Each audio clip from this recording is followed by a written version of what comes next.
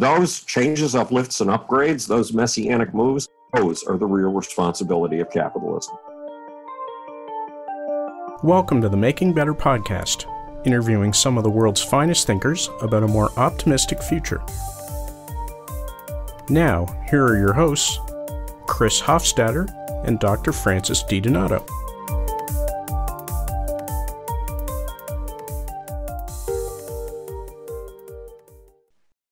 What do Prince, mining asteroids, starting the hippie movement, and being on Coast to Coast AM 300 times have in common?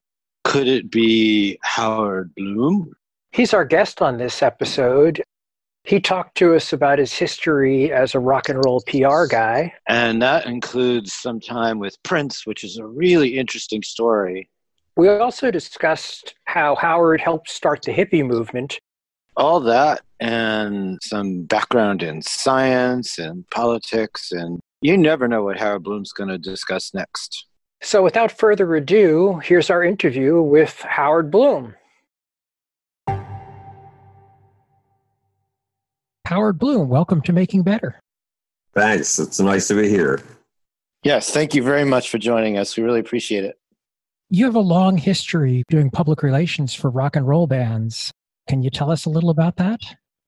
Okay, well, you have to know my background is not in popular culture. It's not in popular music.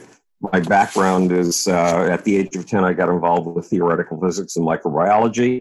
And at the age of 13, I realized that what really interested me was ecstatic experiences, the stuff that William James called the varieties of the religious experience. And when I got out of college, Phi Beta Kappa and magna cum laude, I had 4 fellowships in what is today called cognitive neuroscience. And I realized that if I accepted any of those fellowships, actually I accepted the one from Columbia, it would be Auschwitz for the mind. I would never get anywhere near the ecstatic mass human emotion tidal waves that I was looking for, the tidal waves that make the forces of history.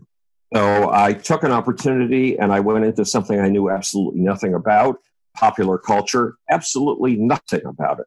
And a few years later, founded the biggest PR firm in the music industry and worked with Michael Jackson, Prince, Bob Marley, Bette Midler, AC/DC, Aerosmith, Kiss, Queen, Run DMC, Billy Joel, Billy Idol, Paul Simon, Peter Gabriel, David Byrne, ZZ Top, Run DMC, Grandmaster Flash and the Furious Five, and a bunch of others.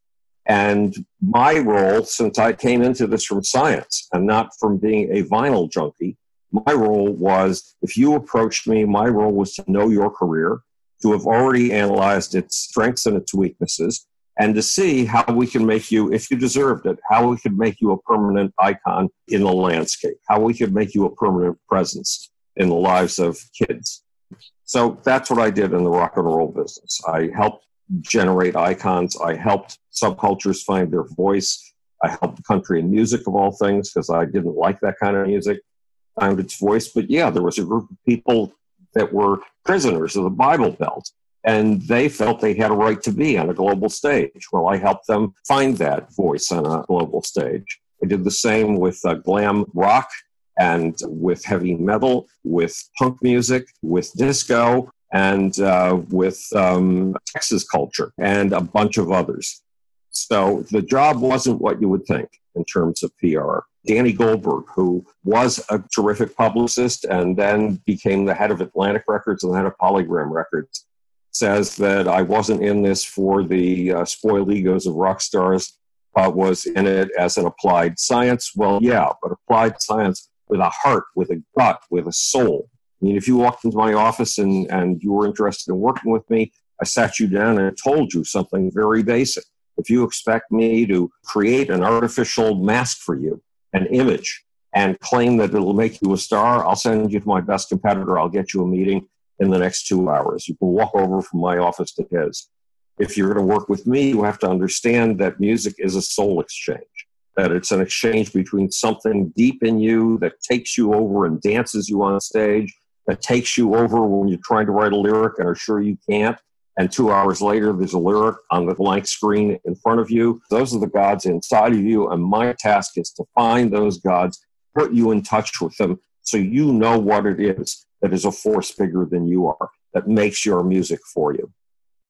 Can you give any examples of how that happened with some of your clients? Yeah. Once upon a time, I used to read all three trade magazines, all three of the insider magazines on what was going on in the music industry every Monday morning when they came in. And I noticed something very odd.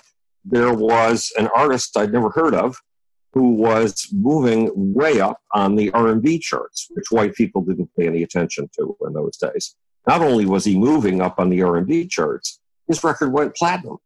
And I'd never heard of him.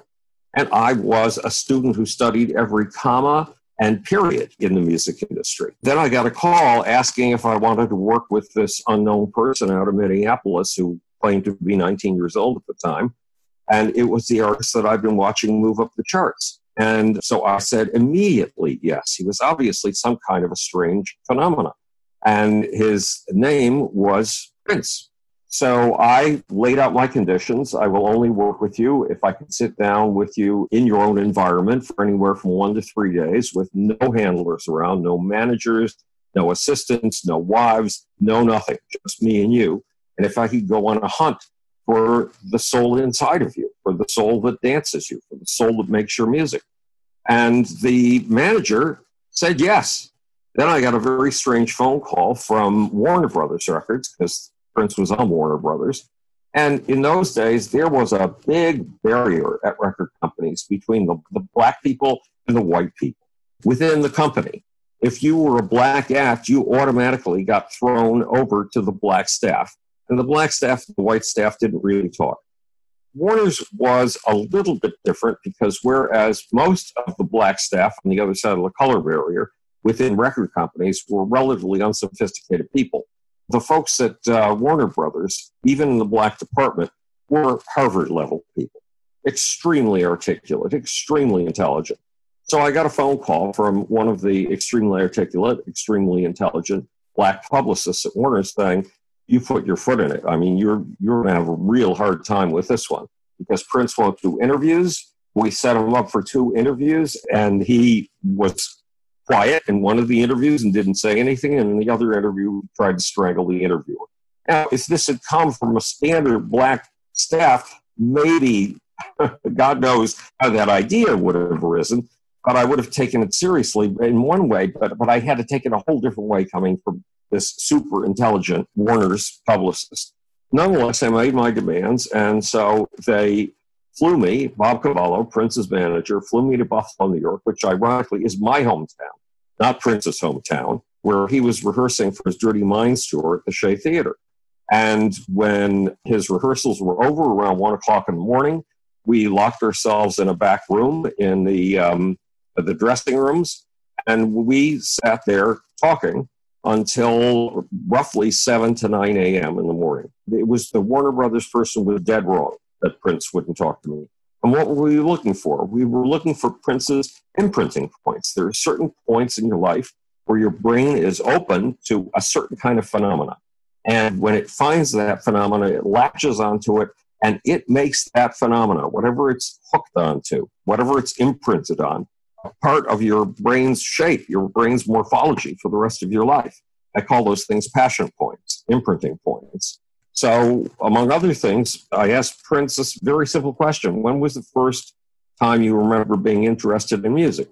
And Prince talked about when he was 5 years old, which is often a key imprinting point, almost always a key imprinting point. And Prince's mom had taken him to a theater in Minneapolis to see his father rehearse. And they'd come into the empty auditorium, and there his father was on center stage. And behind his father, said Prince, were 5 of the most beautiful women he'd ever seen in his life. And that was it. Some of the imprinting characteristics for most rock and rollers are that joining point where sex and massive attention meet. With many of the artists I worked with, their imprinting points came in watching the Elvis on the Ed Sullivan Show, or watching the Beatles on the Ed Sullivan Show. A point where the screaming girls, the mass attention, the sexual attention, they all come together in a common point. So this was my main story in understanding Prince. There were lots of others, but this was a key story. So now I was in a position when I finished my hours and hours of interviews, I went back home. I didn't yet have computers. We had to cut and paste literally with Scotch tape and a scissors. And I cut apart the interview and I arranged it in chronological order. So it told the tale of Prince's most important imprinting points. And I sent it back to Prince and I said, this is your story. And whenever you do an interview, I want you to tell this story. No matter what the interviewer asks, tell this story, because the interviewer is a megaphone. The interviewer is a microphone through whom you speak to your audience. And your audience has to know what's at the heart and core of you.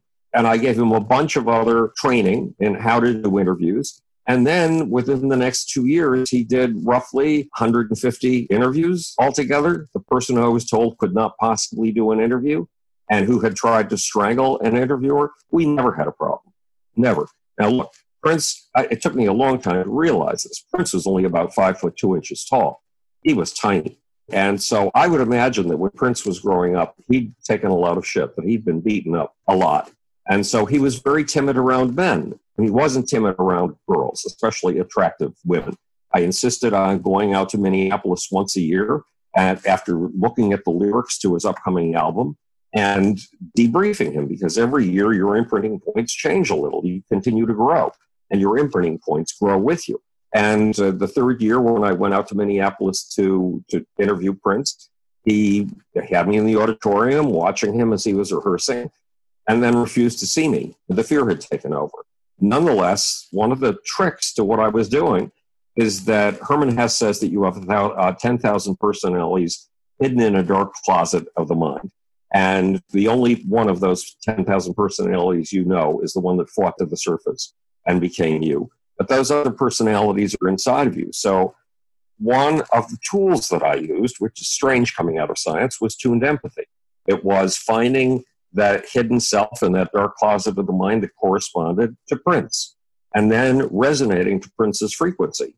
So Prince's manager was able to call and say, look, I'm not supposed to have the lyrics to Prince's album, and you're not supposed to know about the lyrics to Prince's album. But if the lyrics to Prince's album seriously show up at your desk at 10:30 tomorrow morning, can you tell me what Prince is thinking?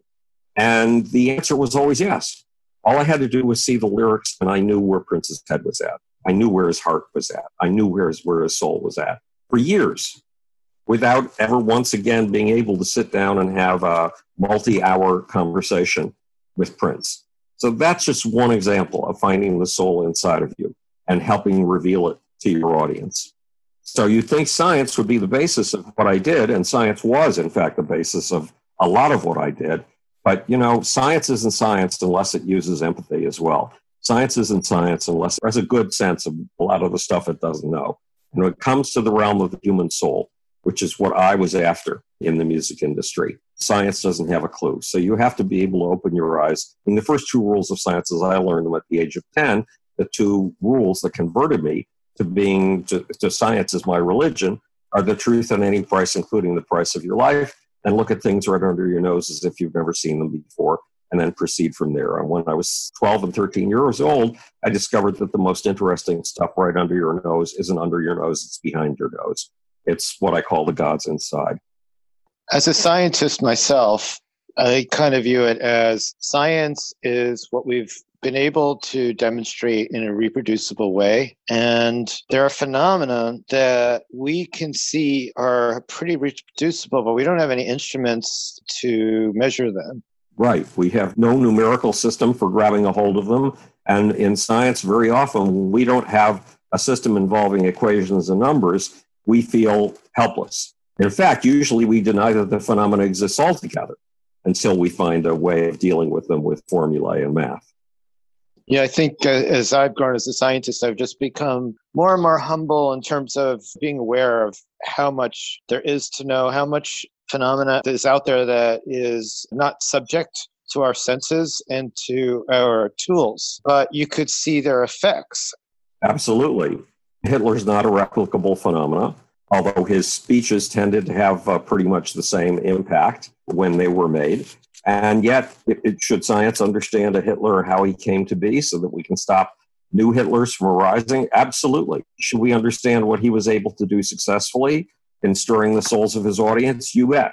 Should we be able to use that for good? You bet. Should we deny that it exists? No way. Science is the aspiration to omniscience. It's the aspiration to know and understand everything.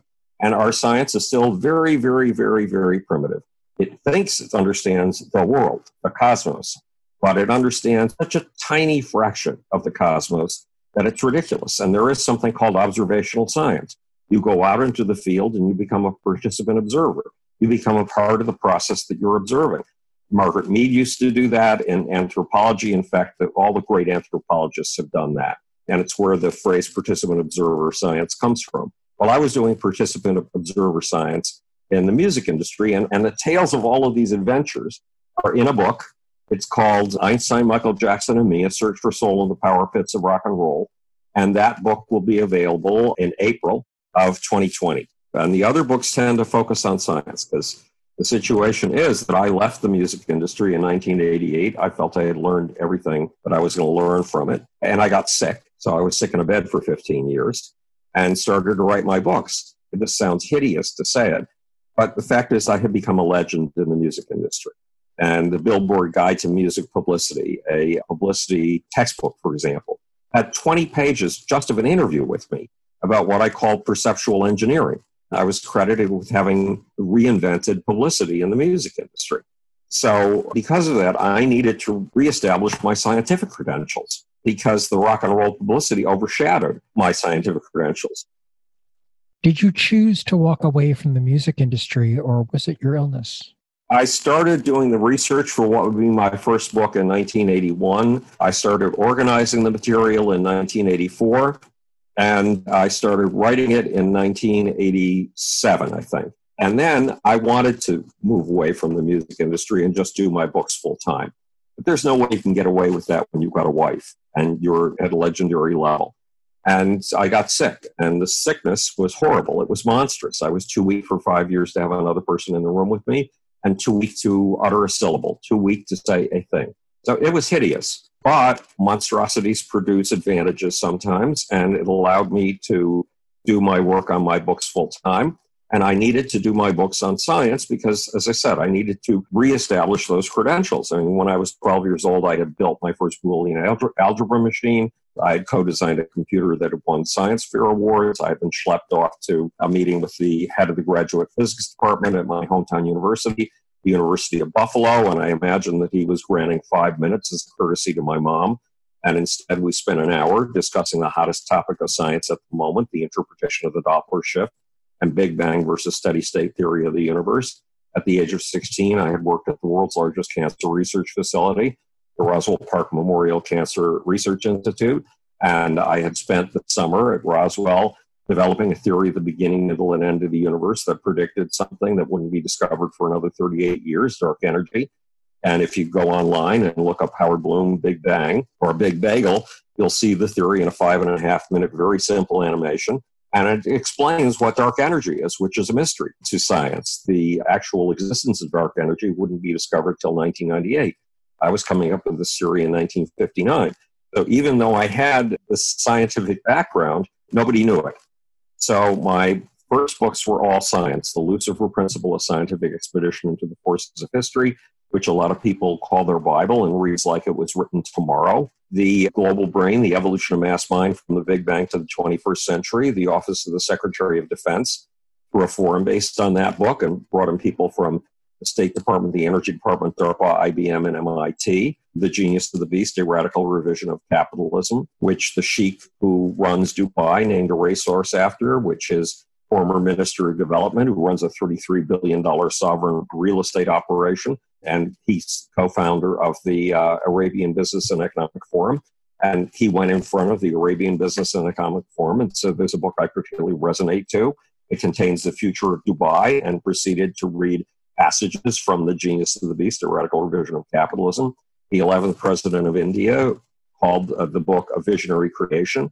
And he and I worked together for 4 years on harvesting solar energy in space and transmitting it to Earth. The next book was The God Problem, How A Godless Cosmos Creates. And that's very relevant to what you're doing in science, because Barbara Ehrenreich read that book and she wrote an introduction for the paperback version. And in her introduction, she says that for 250 years, we've been doing reductionist science. And it's only gotten us so far. To understand how a hummingbird flies via reductionist method, you have to kill the hummingbird. Well, there goes everything that makes the hummingbird fly. And this book, The God Problem, How a Godless Cosmos Creates, is the first step in the next 250 years of science. The other books are How I Accidentally Started the 60s, which I wrote while I was sick in bed. Certain forms of humor yanked me out of my misery. And they were P.G. Wodehouse and Dave Barry. And I wrote this book it's the story of my adventures accidentally helping start the hippie movement, but I wrote it to be as hilarious as I could possibly make it. And then a manuscript got to Timothy Leary, and Timothy Leary came back with a quote that was just astonishing. He said it was a monumental masterpiece of American literature and filled with wow and aha experiences and nonstop scientific comedy routines and waves of hilarity and wow, woo, aha, and he compared it to James Joyce. What I didn't realize is I was writing this book for my bed in an attempt to create the kind of transcendent humor that had lifted me out of my circumstances, and Timothy Leary was dying of prostate cancer and needed exactly the same thing, and apparently he found it in that book. Can you speak more to how you accidentally invented the 60s? It was an accident. I was a total outcast in my hometown of Buffalo, New York. The other kids, to the extent that they acknowledged me at all, called me the sickly scientist.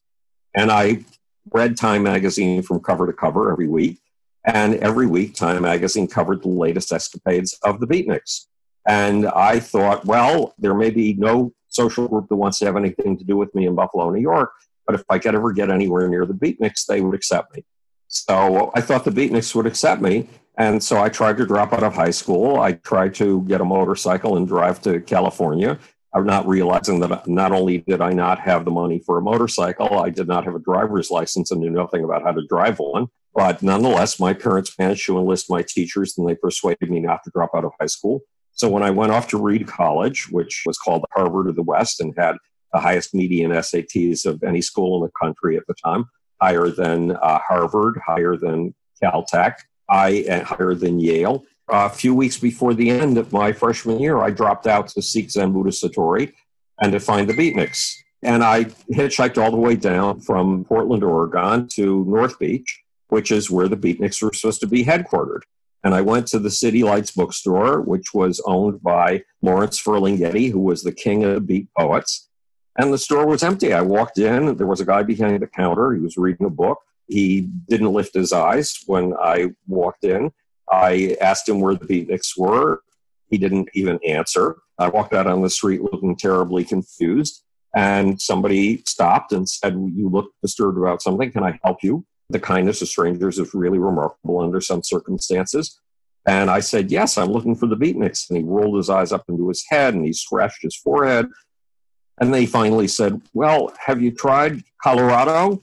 And that was a little bit vague as a destination for me. So what ended up happening is that people followed me and my two companions, and the group grew larger and larger, and we ended up living naked all day long in a big pink condemned house in Berkeley, California. And people were dropping out of their jobs and dropping out of their schools to come out and follow us. So while looking for the beatniks, I accidentally became one of the catalysts. I'm sure there were thousands of us for a movement that as yet had no name. And I left the country for a year after these adventures. And when I came back, Time Life Publications, the same people who had told me about the beatniks, had found a name for a movement. They called it the hippie movement. So that's how I accidentally started the 60s. And I've got another book. It's the Muhammad Code. And it's about the rise of Islam. And within 100 years of Muhammad's death, the empire of Islam conquered a territory 11 times the size of the conquest of Alexander the Great, 5 times the size of the Roman Empire, and 7 times the size of the United States. Nothing like it has ever happened in the history of the world. It is the biggest imperialist and colonialist movement this world has ever seen, and the most successful. And since understanding the forces of history is what I'm all about using science, that book is essential reading. So that's it. That's my 7 books. And now Einstein, Michael Jackson, and me, A Search for Soul and the Power Pits of Rock and Roll in April. What can you tell us about the new book without spoiling it for us when it comes out? Well, Michael Jackson's the most remarkable person I've ever met in my life. So far, utterly beyond the norm. that it's very hard to describe it, except I tell the stories, and the stories get that across in this book. And I also pursue the mystery of who killed Michael Jackson. But the stories you must read, because, there are certain people who expand the boundaries of human possibility. Like, for example, in 1954, no one had ever broken the 4-minute mile. And a guy in England got together with somebody who had a very analytic mind, and they took pictures, they took film of his running, Roger Bannister, and they analyzed every movement of his knees, every movement of his ankles, so that he could be trained to maximize his energy when he was running. And the 4-minute mile, which experts have considered a biological impossibility, he broke it. Now, once Roger Bannister broke the 4-minute mile, if you look at Wikipedia and look up the 4-minute mile, it will explain that every decent, globally competitive runner now automatically breaks the 4-minute mile. So there are certain people who expand the bounds of human possibility, and Michael was one of those people, and he did it. Remember the first 2 rules of science: the truth at any price, including the price of your life, and look at things right under your nose as if you've never seen them before, and then proceed from there. Well, rule 1, the truth at any price, including the price of your life, is courage. And rule 2, look at things right under your nose as if you've never seen them before, and then proceed from there, is awe, wonder, curiosity. Michael had a quality of awe, wonder, and curiosity I had never expected to see. I had never imagined. And he was purely committed to his kids, to his audience. Absolutely, totally dedicated to them.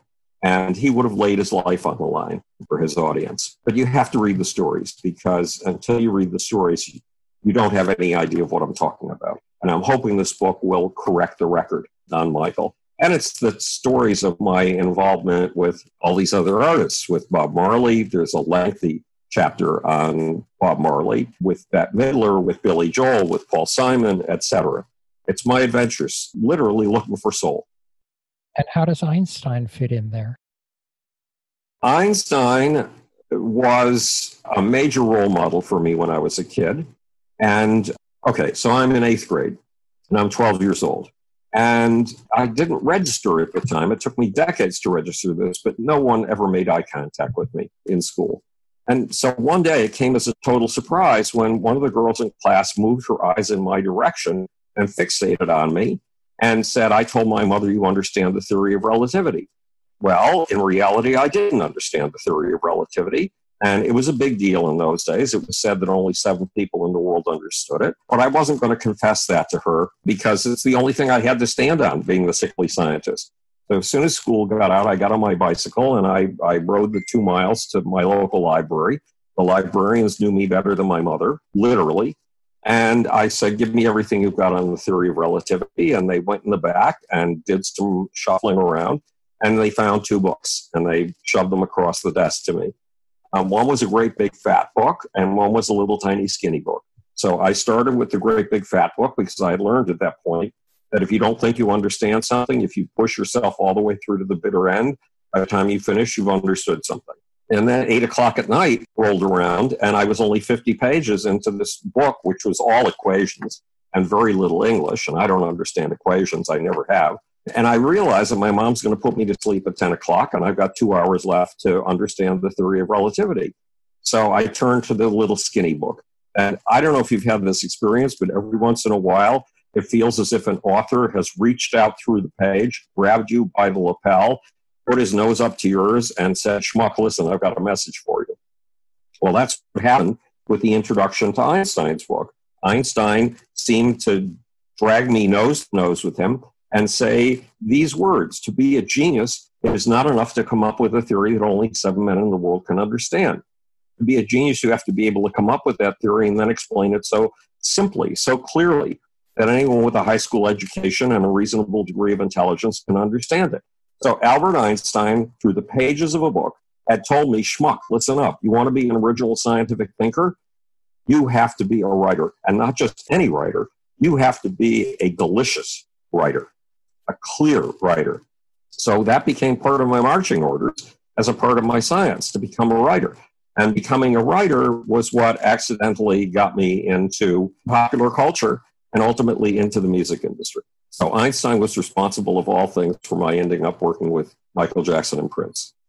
There is this movie that's come out recently about Michael Jackson. It made it onto HBO. It was a hit at the Sundance Festival, and it accuses Michael of all the hideous sexual deeds with children that ultimately destroyed Michael's life and destroyed his career. And when that movie came out, what was noticeable was there was an avalanche, a tidal wave of reaction against it. And there were people going online, going on YouTube, and giving detailed analyses, demonstrating with timelines, with precise timelines, why the claims being made about Michael couldn't be true. The avalanche was an avalanche of Michael lovers around the world who refused to give up on Michael Jackson. And this is 10 years after Michael Jackson died. So the remarkable thing is that Michael hit a chord in the public mind, not just here in Amsterdam and Moscow, all over the world, that no other artist in my lifetime has ever hit. I mean, beyond even Elvis. And people know there is something worth loving there. They don't know what. And this book attempts to answer the question of what. What was it that the fans of Michael Jackson know at an intuitive level that the critics of Michael Jackson do not know?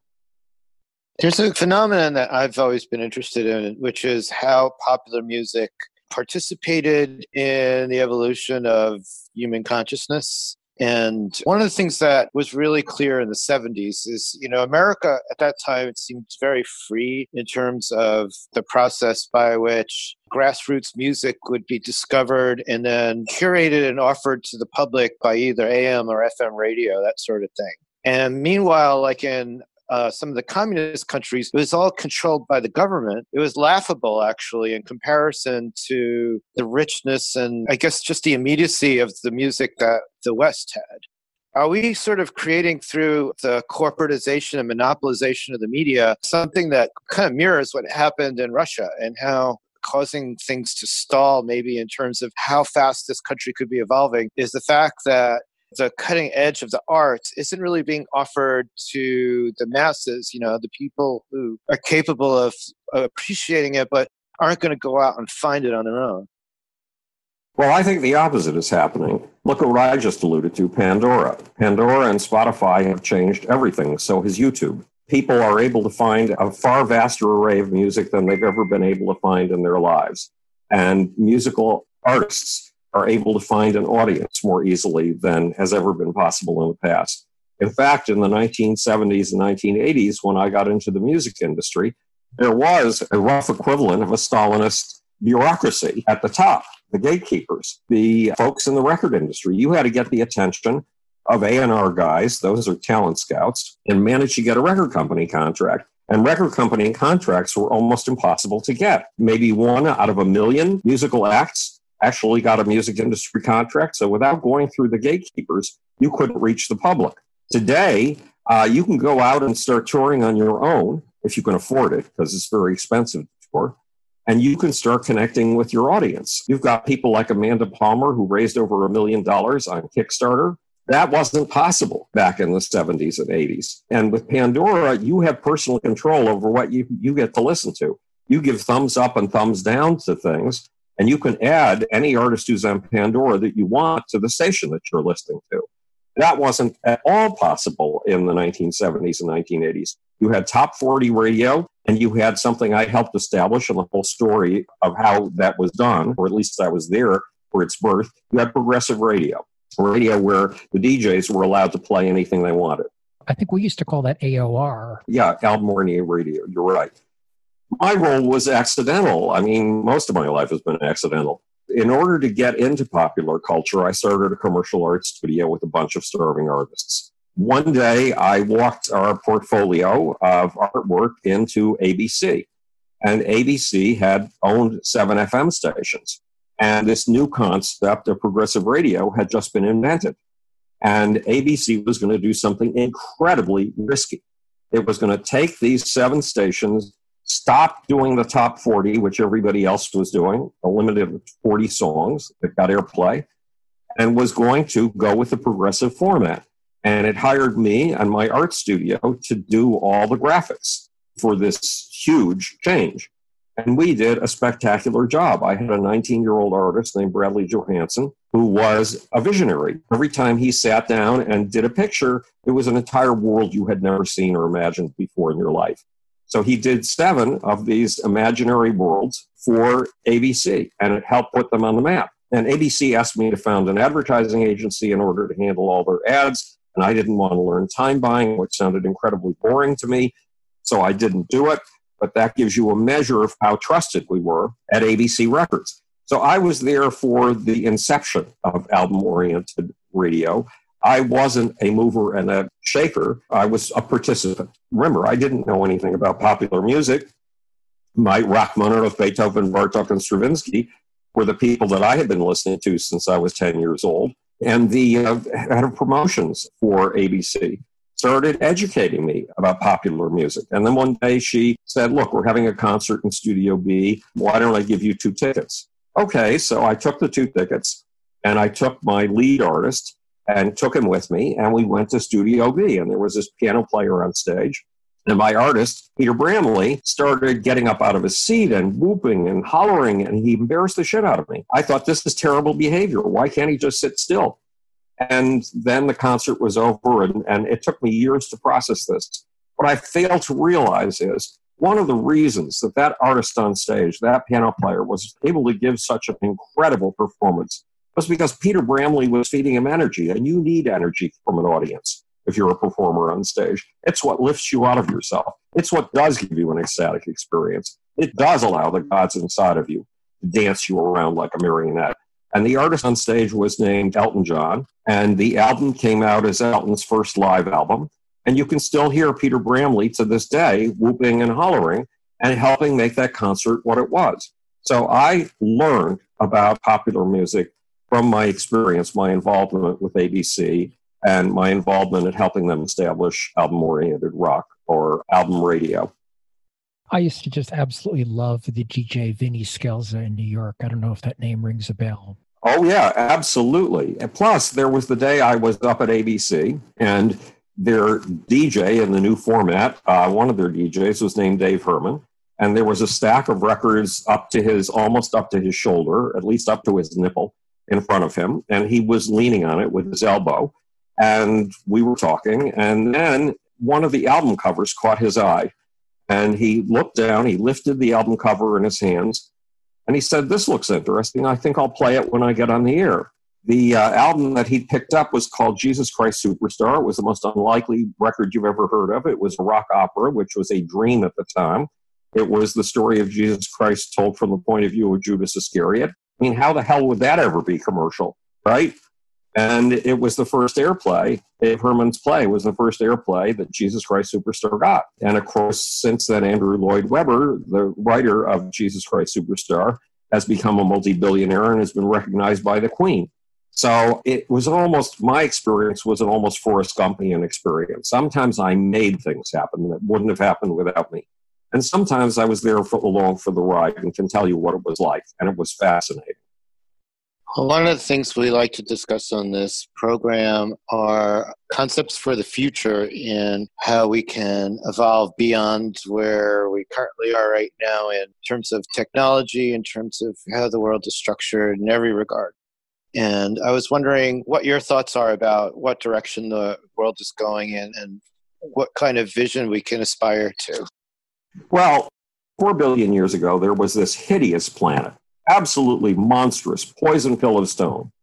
And it was the mother of all climate change catastrophes. Its temperature went up and down 88 degrees every 3 hours. For 3 hours, we're on the surface of this killer of a planet. You were exposed to something poisonous called radiation. And for 3 hours, you were exposed to something equally poisonous called darkness. Plus, it had a tilt to its rotation.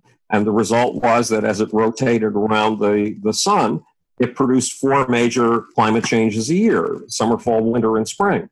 And life had the audacity to get started on this planet. And over the course of the next 4 billion years, despite catastrophe after catastrophe after catastrophe, the green and garden took place. Despite 142 mass extinctions, life continued to hold on and expand. If life has greened and gardened one poison pill of stone, how many poison pills of stone are there above our heads, just waiting to be greened and gardened? They're all over the place. We're discovering there are billions and billions of planets up there. Look, life is imperialistic and life is colonialistic. It likes taking over territory, kidnapping and seducing and recruiting dead atoms, and bringing them into this enterprise of life, into this grand initiative of life. And there are creatures that are better than us at research and development. They're called bacteria. And we race with them and we barely manage to stay neck and neck with them. But there's only one species on this planet that can take green and garden stuff, that can take ecosystems out of the gravity well and to other poison pills of stone. And it's us, humans. And it's our obligation to open the rest of the solar system and ultimately the galaxy, and beyond that, a multitude of galaxies, to life, to green and garden the whole thing. So I've got this document called Garden the Solar System, Green the Galaxy, and you can find it on howardbloom.net on my website. Again, that's howardbloom.net. And I was at Maxwell Air Force Base in May, and with a team of people, I put together a $2 billion moon program. And right now we are promoting that $2 billion moon program because the current president, much as I loathe and despise him, and the current vice president, much as I loathe and despise him too, want to get us to the moon by 2024. And if that's the motivation that gets us greening, gardening, all of those gravity balls up above our heads, fine. And we've got a way that we can do it. So we are promoting this $2 billion moon plan, and the $2 billion moon plan, and my partner in this is a 3-star general. And the plan is very simple. Give $1 billion to the first company that can land a nice, big, roomy human habitat on the moon, and give another $1 billion to the company that can set it up and run it. That's it. That gets us on the moon to stay. And it gets around a whole bunch of obstacles that the space military industrial complex is trying to throw in our path and keep us from getting to the surface of the moon. One of my friends, a chief research scientist at NASA, visited his old friends at NASA, the powers that be in NASA, about 8 months ago, and he came back with a very simple report that the people at the top in NASA had told him, if you think we're going to let you step on the surface of the moon, you've got another thing coming. In other words, NASA was sabotaging our ability to take ecosystems to space. And this program gets around any form of NASA sabotage whatsoever. So the future is above our heads. The future is in taking life to places it has never been before and allowing it to adapt and kidnap, seduce, and recruit abiotic atoms, dead molecules and atoms, and bring them into the grand enterprise of life. I heard you on Joe Rogan's podcast talking about this space military industrial complex. Now, I was born in 1960, so I was not aware when President Eisenhower gave the nation the warning about the military industrial complex. But I've certainly grown to see its evils. Would you like to speak to that at all? Well, yeah, the space military industrial complex saddles us with impossible programs and that kill us. It is not here to provide American security. It's here to undo American security. I mean, just like Donald Trump is here to undo American security too, but it's a different process. So back in 10 years ago, Boeing was doing research on gas stations in space, fuel propellant depots in space. What's the advantage of a gas station in space? Well, you could take an existing rocket from 10 years ago, you could fly it to orbit, you could refuel it in orbit, and it could go to the moon, it could go to Mars, it could go to Jupiter, it could go to the moons of Jupiter, it could go to the rings of Saturn, it could go any place in the solar system with a simple refueling. And no new rocket had to be developed to accomplish this. So we could have been up and running if Boeing had continued the development of these propellant depots, these gas stations in space. We could have been up and running with human programs to the rest of the planets a long time ago. But Boeing managed to land a contract for something that would produce far more immediate lucre, far more immediate profit. It was called the Space Launch System. It was this mega rocket. It was a Franken rocket, cobbled together by Richard Shelby, the head of the Senate Appropriations Committee, in order to keep jobs in his district, and cobbled together from old technologies. So Boeing not only killed its work on gas stations in space, but forbade the use of the word depot anywhere in Boeing or the other company that it controlled, United Launch Alliance. Meanwhile, Richard Shelby got that same gag order placed on NASA itself. So for 10 years, there's been this focus on a space launch system, the mega rocket, the Franken rocket. And it has meant $2 billion a year to Boeing. The Franken rocket was supposed to fly, Space Launch System, was supposed to fly in 2015. I don't know if you noticed it, but 2015 is in the rearview mirror. That was 4 years ago. Is the Franken rocket, as a Space Launch System, anywhere near being ready for flight? Not at all. It may never fly. And if it ever flies, it will cost between $1 and $2 billion per flight. Now, for that, you could buy 22 launches of Elon Musk's Falcon Heavy. In other words, you could buy 11 launches to the moon and 11 launches to Mars from Elon Musk, and you could buy it today because the Falcon Heavy rocket is already flying. It's already done 3 flights, unlike the Space Launch System, which may never fly. And for the sake of all of this, we stopped the space shuttle, and America has not had access to space on American vehicles since 2011. We're supposed to be the space leader. We hitch our rides to the International Space Station on Russian rockets. This is a hideous, monstrous embarrassment. Plus, the space military industrial complex has come up with this plan to never get us to the moon. It's called the Gateway, the Lunar Gateway. And it's a tiny little space station that's supposed to orbit the moon, but never get us to the lunar surface. And Lockheed Martin is trying to put all of our attention, all of our money into this, and it is succeeding so far. So the business of the space military industrial complex over the course of the last 9 years has been to keep us out of space, not to get us into space. Why? In order to make a quick and easy profit. A friend of mine from Boeing points out that the space military industrial complex makes its profits off of what are called change orders. Every time the Congress changes its mind about what the characteristics of a rocket should be, or every time NASA changes its mind. My background is engineering, and I've done a lot of contracting, and I know exactly how the engineering change order, or ECO as we call it, can bloat a project and absolutely destroy the deadlines. Right. So the more bloat, the better, because the more money that means on the bottom line of companies like Boeing, Northrop Grumman, and Lockheed Martin. So the goal is to get beyond this, and the $2 billion moon program just doesn't say a word about them, doesn't threaten their program, takes whispers of money. $1 billion for 2 years running is a whisper of money in NASA terms, and simply gets us to the moon, period, to stay, with a nice, big, roomy human habitation. And Bob Bigelow, the reasoning behind this program is that Elon Musk has already got the Falcon Heavy, and he's about to have the Starship to get us to the moon and back. Jeff Bezos has already announced his moon program with his Blue Moon lunar lander. And Bob Bigelow, who was behind the quality hotel chain or something of the sort, but he's a hotel entrepreneur.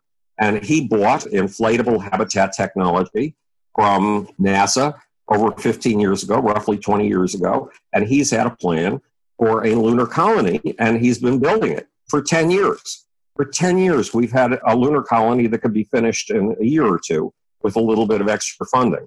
And here we are talking about this useless little lunar orbiter just to make money for Lockheed Martin. Are you kidding me? America's leadership in space is going to determine which set of values rules the world for the next 40 years. The Chinese want it to be them, and they have a detailed program for how they are going to colonize the moon, colonize Mars, colonize the solar system, and then colonize the universe. And it is so important to the Chinese that Xi Jinping has had this all locked into the Chinese constitution, what he calls the Chinese space dream. So we have our own companies knifing us in the back. And if China wins in this space war, it's the Chinese set of values that is going to dominate the world for the rest of the century. It's the Chinese totalitarianism. It's the Chinese intrusion into your personal life. It's the Chinese system of using face recognition in order to give you toilet paper. You're in a bathroom in China, a public bathroom, and if the facial recognition system says you have not been a good citizen, that you haven't towed the party line with enough fidelity, it won't give you toilet paper. That's a major motivational interference in personal life. So we've recently had the journalist James O'Malley on the podcast. We haven't published that episode yet. And he's been following the Chinese social credit system very closely. Right. And he took a trip to China, and it was just, if you have good social credit, you can ride the fast train. If you don't, you have to ride the slow train. It's really like a dystopian science fiction story. Yeah, it's Pavlovian. It's Skinnerian. It's, you give the pigeon a piece of corn when it moves in the direction you want it to move in, and you successfully shape its behaviors. And that's what the Chinese are doing, giving out little rewards if you turn in the direction the party wants, and depriving you of rewards or giving you negative reinforcements when you turn out of the direction that the party wants. So if that's the way we want the world to be run, no freedom of speech, no tolerance, no pluralism. We have 1 million Uyghurs who are in re-education camps in China right now. If that's the way we want the world to be run, then let them win the space race. And they will make sure that's the way the world is run. If you want tolerance, pluralism, freedom of speech, and democracy, the things that we value in the United States, we got to win this space race. It's as simple as that. Plus, the space race is going to do for the future of humanity what opening up the New World did for the Europeans. It tripled the gross domestic product in 100 years of all of Europe. And space is going to triple the gross domestic product of all of humanity. And it's going to provide what are called in my book, The Genius of the Beast, material miracles and secular salvation like you wouldn't believe. Who should be delivering that to the world? Well, I'm an American chauvinist. I want America to be the country that delivers this to the world. And in the music industry, which I departed from in 1988, I want to see soul come back. I want to see an emphasis on the fact that music is a soul exchange. It's not about downloads. It's not about pieces of plastic. It's not about the transfer of money. It is about fucking goddamn human soul. I would love to see that return. Whether it ever will or not, I don't know, because I was the only one preaching it when I was there, and I'm not there anymore. And every once in a while, I try to inspire somebody new in the music industry to follow this particular line, but it's not that easy. So the future is space, and the future is soul. You say that you want to return soul to capitalism. Can you explain to our listeners what that means? Yeah, there's a hidden mandate in capitalism that most capitalists fail to see, but they follow it whether they see it or not. And it's demessianic. It's save, lift, and upgrade your neighbor. Save, lift, and upgrade one neighbor, you get $1. Save, lift, and upgrade 100 neighbors, you get $100. Save, lift, and upgrade 100 million neighbors, and you get $100 million. It's as simple as that. When Steve Jobs invented the iPhone, he upgraded human possibilities in ways we had never imagined before. Look, when I was co-designing a computer, when I was 12 years old, computers were the size of a brownstone in Brooklyn, like the one I'm sitting in right now. To have a computer in your pocket is astonishing. To be able to communicate with friends in Beijing or Hong Kong or Hungary while you're walking down the street with tiny little headphones, earbuds in your ears, that's astonishing. So what Steve Jobs developed was a material miracle. It was a source of secular salvation. And we've been churning out these material miracles since approximately 1790, when the steam engine was perfected. Sir Walter Scott was alive as the new steam engines were coming online. And Sir Walter Scott said, "Those who tell you that a steam engine will ever power a mode of transportation are lying to you. It will never happen." And, Sir Walter Scott was a reasonably intelligent and well-informed guy.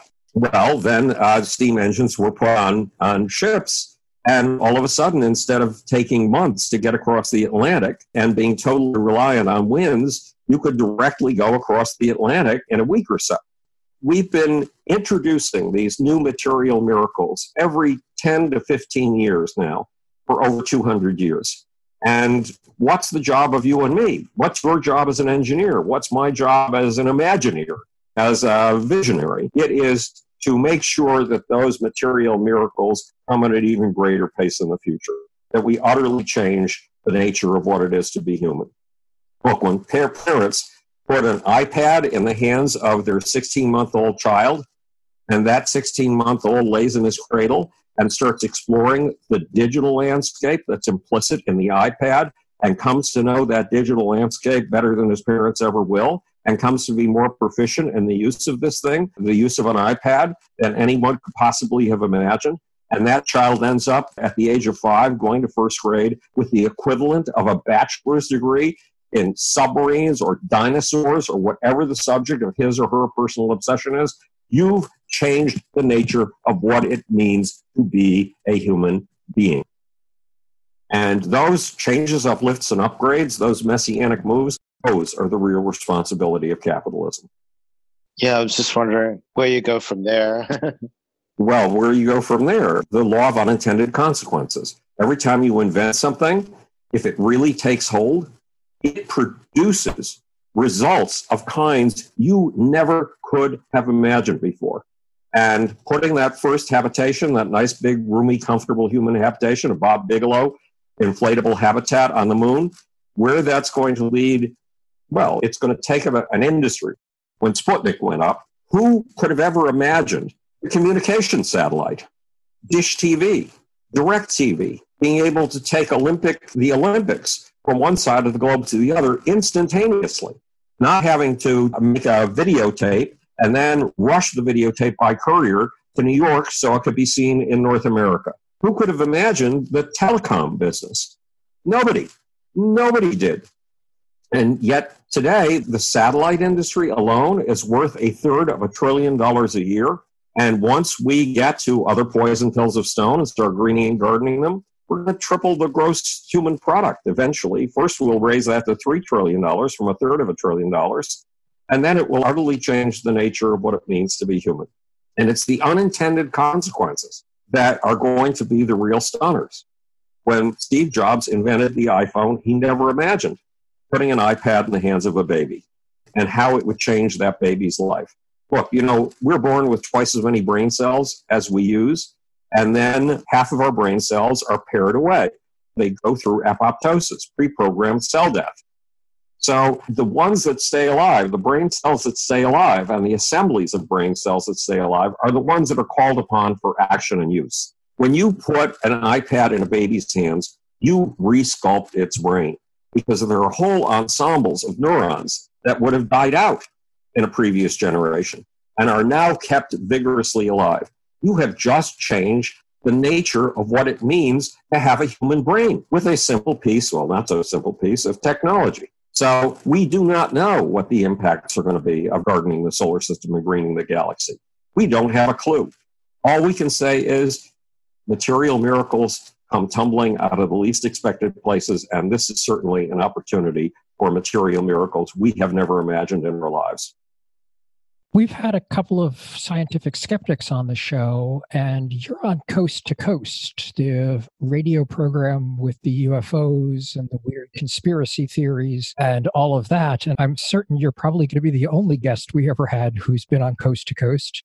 So what do you actually believe of what George Norrie and his guests talk about? Nothing. I don't believe that there are aliens up there. Look, the fact is that this universe has a tendency to super simultaneity and super synchrony. I did a paper about this for Physica Plus a long time ago. And that means that all of the quarks at the very beginning of the universe came into existence at precisely the same time in only 16 different forms with gazillions of identical copies of each. Then, all about 300,000 to 380,000 years after the Big Bang, the first atoms came together, and they were precisely the same, and they all came together at about the same time. Then gravity took over.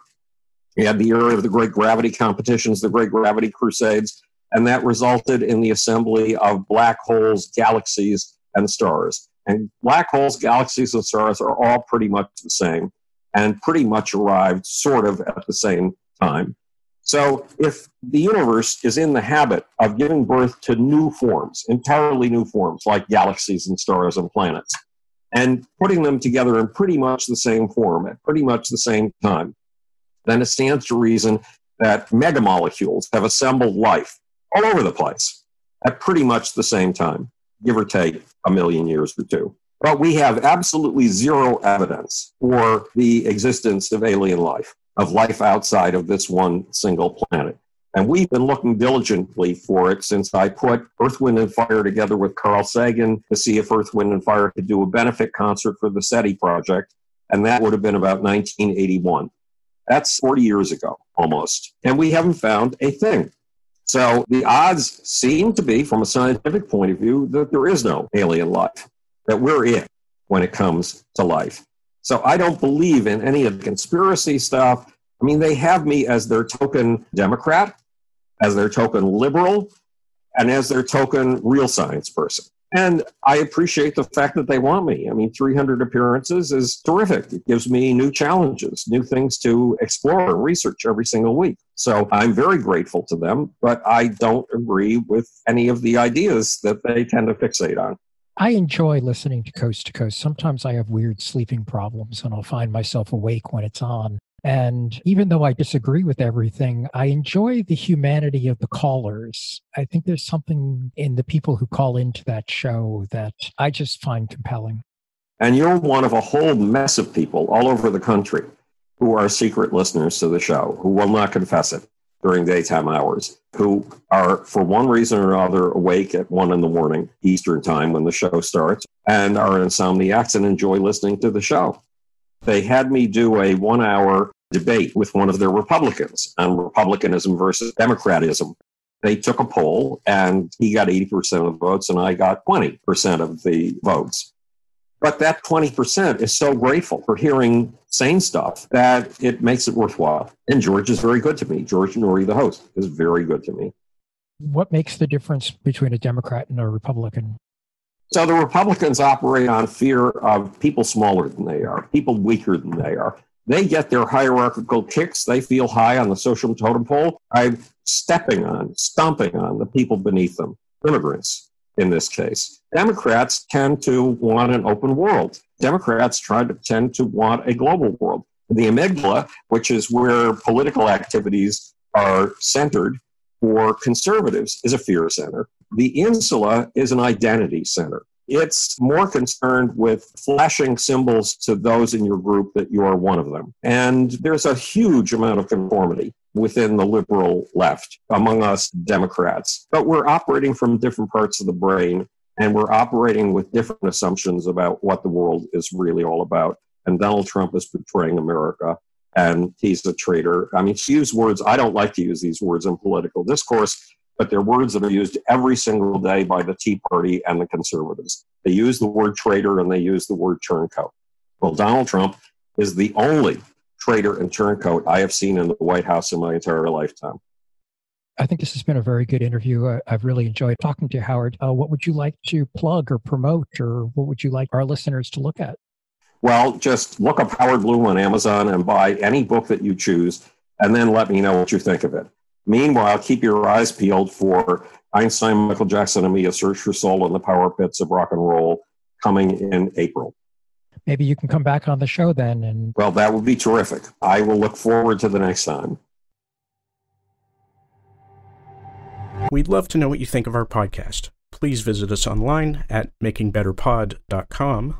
And if you feel like supporting us, leave us a review or rating in Apple Podcasts or wherever you listen to us, or send us a donation. You can find the form for that on our website. Follow us on Twitter at makingbetterpod. You can also interact with us on Facebook. Just log into your Facebook account and search for Making Better. Chris Smart deals with the audio in Samplitude X4. Susan Hofstetter deals with any visual images and transcribes our interviews. Last but not least, Amanda Rush and Jackie McBride keep our server and website running well. It is about fucking goddamn human soul.